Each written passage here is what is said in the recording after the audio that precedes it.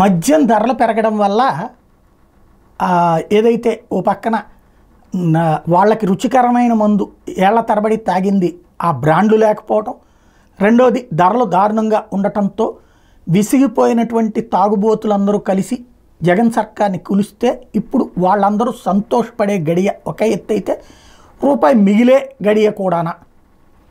ఎందుకు అంటే ఇప్పుడు 99 రూపాయలు మినిమం క్వార్టర్ 99 రూపాయలు పెట్టారు.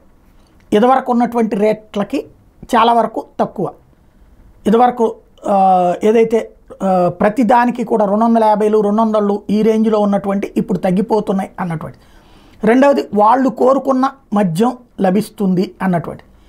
దీంతో రెండు కోణాలు, కోరుకున్న మద్యం లభించినప్పుడు ఇంకో రూపాయి ఎక్కువ వేసి కొంటారు.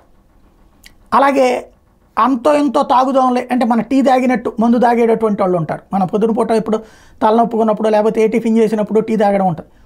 అట్లాగే మందు తాగే వాళ్ళు ఉంటారు. వాళ్ళకి మాత్రం రూపాయి మిగులు. ఈ రెండిట్లో ఏది సాధ్యం అన్నది ఇప్పటికిప్పుడైతే చెప్పలేము, రాబోయే రోజులు తెలుస్తాయి.